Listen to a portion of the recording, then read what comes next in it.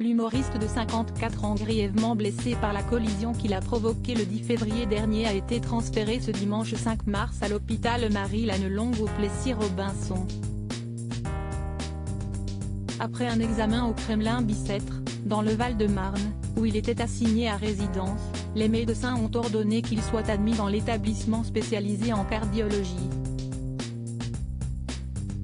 D'après les informations relayées par BFM TV, Pierre Palmade a rejoint le service de chirurgie cardio-thoracique pour y être opéré, le plus vraisemblable, compte tenu du délai après son AVC, CST, une chirurgie de l'artère carotide. Après cette chirurgie, il devrait rentrer à l'hôpital Bicêtre, a indiqué Pierre Amarenko, neurologue à l'hôpital Bichet à Paris à la chaîne d'information. Comme l'a rappelé le média français, Pierre Palmade n'est toujours pas éligible à un transfert en prison. En effet, il devait être placé au sein du centre pénitentiaire de Fresnes à la condition que sa santé le lui permette. Pour rappel, cet établissement est en mesure d'accueillir des détenus nécessitant des soins de type léger.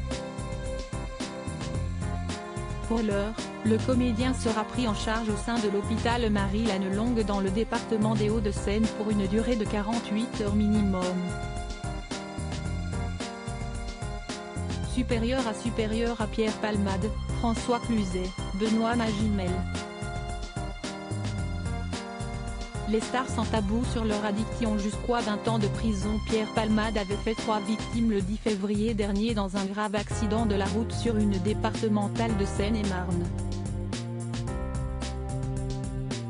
Une femme enceinte a perdu son bébé, son beau-frère ainsi que le fils de ce dernier, âgé de 6 ans, ont eux aussi été gravement blessés. Lundi 27 février, le parquet de Melun a ordonné la détention provisoire et a donc écroué Pierre Palmade dans sa chambre d'hôpital. Le procureur avait aussi demandé des analyses supplémentaires du fœtus du bébé décédé quelques minutes après être né viable et vivant, dont un examen anatomopathologique et une expertise de synthèse. Les résultats permettront de confirmer ou non si l'enfant est mort dans un contexte d'accident de la voie publique.